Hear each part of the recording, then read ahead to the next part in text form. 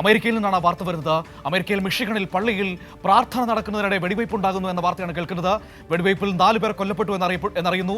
8 പേർക്ക് പരിക്കേറ്റു. അക്രമിയെ പോലീസ് വെടിവെച്ചതായാണ് വിവരം. സംഭവ സമയത്ത് പള്ളിക്കുള്ളിൽ 100-ലധികം ആളുകൾ ഉണ്ടായിരുന്നു എന്നാണ് ഇപ്പോൾ അറിയാൻ കഴിയുന്നത്. വാർത്തയുടെ വിവരങ്ങളുമായി ന്യൂസ് ഡെസ്കിൽ നിന്ന് ഫെമിന ചേരുകയാണ്. Femina, good morning. എന്താണ് സംഭവിച്ചത്? അമേരിക്കയിൽ നമുക്കറിയാം ഇത്തരത്തിൽ പൊതുസമൂഹത്തിനിടയിൽ വെടിവെപ്പുകൾ തുടർക്കഥയാവുകയാണ്. സാധാരണ സ്കൂളിൽ നിന്നാണ് നമ്മൾ ഈ വാർത്തകൾ കേൾക്കാറ്. ഇപ്പോഴിതൊരു പള്ളിയിൽ സംഭവിച്ചിരിക്കുന്നു. എന്താണ് നടന്നത്?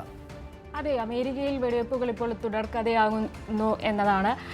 ഈ കഴിഞ്ഞ ദിവസം അമേരിക്കയിലെ മിഷിഗണിലെ ആരാധനാലയത്തിലാണ് ആരാധനാലയത്തിലേക്ക് ഒരു പിക്കപ്പ് ട്രക്ക് ഉപയോഗിച്ച് അക്രമി കയറുകയും തുടർന്ന് വെടിവെക്കുകയും ആണ് ചെയ്തിരിക്കുന്നത്. ആക്രമണത്തിൽ 4 പേർ കൊല്ലപ്പെടുകയും 8 പേർക്ക് പരിക്കേൽക്കുകയും ചെയ്തു എന്നതാണ് നമുക്ക് കിട്ടുന്ന വിവരം. ഈ അമേരിക്കയിലെ മിഷിഗണിലെ ലേറ്റർ ഗ്രീൻസ് പള്ളിയിൽ ആണ് ഞായറാഴ്ച ആരാധനയ്ക്കിടെ തോക്കുമായി എത്തിയ അക്രമി വെടിയുതിർത്തത്.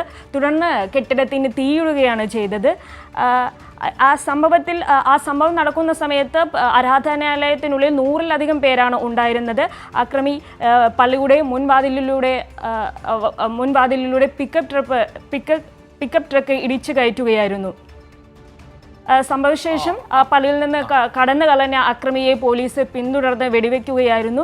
ഏറെ നേരത്തെ പരിശ്രമത്തിനൊടുവിലാണ് തീയണക്കാനായിട്ട് സാധിച്ചത്.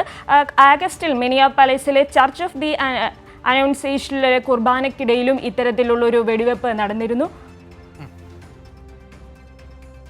പോലീസിന്റെ ഭാഗത്ത് നിന്ന് ഇതിനെക്കുറിച്ചൊരു വിശദീകരണം വരുന്നത് എന്തെങ്കിലും വന്നിട്ടുണ്ടോ? ഇപ്പോൾ അക്രമിയെ വെടിവെച്ചു എന്നൊക്കെ കേൾക്കുന്നു. എന്താണ് അതിനെക്കുറിച്ച് അവർ നൽകുന്നൊരു വിശദീകരണം?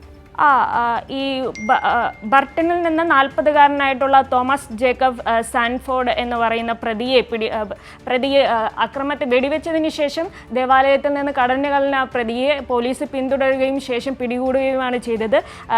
ഈ പ്രതിയെ തോമസ് ജേക്കബ് സാൻഫോർഡ് എന്ന് പറയുന്ന 40-കാരനെ പ്രതിയായി തിരിച്ചറിഞ്ഞിട്ടുണ്ട് പോലീസ്.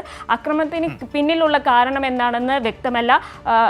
ബർട്ടണിലുള്ള പ്രതിയുടെ വസതിയിൽ അന്വേഷണ ഉദ്യോഗസ്ഥർ പരിശോധന നടത്തുകയാണ്. ശരി, ഏതായാലും സങ്കടപ്പെടുത്തൊരു വാർത്തയാണ്. പള്ളിയിൽ പ്രാർത്ഥനയ്ക്കിടെ അമേരിക്കയിൽ മിഷിഗണിൽ വെടിവെപ്പുണ്ടാകുന്നു. ഏതായാലും അയാളെ ഇപ്പോൾ പോലീസ് പിടികൂടിയിട്ടുണ്ടെങ്കിൽ വെടിവെച്ചു എന്നാണ് ഇപ്പോൾ മനസ്സിലാക്കാൻ കഴിയുന്നത്. കൂടുതൽ വിവരങ്ങൾ ലഭ്യമായിട്ടില്ല. അമേരിക്കയിൽ നിന്ന് ഇത്തരം തോക്ക് കൊണ്ടുള്ള ഈ കളികൾ നമ്മൾ ആദ്യമായിട്ട് കേൾക്കുന്നതല്ല. എത്രയോ തവണ നമ്മൾ ഇതിങ്ങനെ കേട്ടിരിക്കുന്നു. ഒരുപക്ഷേ ആയുധം കൈവശം വയ്ക്കുന്നതിലും ഉപയോഗിക്കുന്നതിലും ഏറ്റവും ലിബറലായ നിയമമുള്ള രാജ്യം കൂടിയാണ് അമേരിക്ക എന്ന് പറയുന്നത്. ഡൊണാൾഡ് ട്രംപിന്റെ ഈ 2ാം വരവിലെ ഏറ്റവും പ്രധാനപ്പെട്ട വാഗ്ദാനങ്ങളിൽ ഒന്നുകൂടി അത് തന്നെയായിരുന്നു. കൂടുതൽ ലിബറലാക്കും ആയുധങ്ങൾ സൂക്ഷിക്കുന്നതിനുള്ള നിയമം എന്നത് തന്നെയായിരുന്നു. ഏതായാലും അതിൻ്റെയൊക്കെ അനന്തരഫലം ആ നാട് പല വട്ടങ്ങളിൽ ഇങ്ങനെ അനുഭവിച്ചുകൊണ്ടിരിക്കുന്നു എന്നതാണ് ഏറ്റവും സങ്കടകരമായ കാര്യം.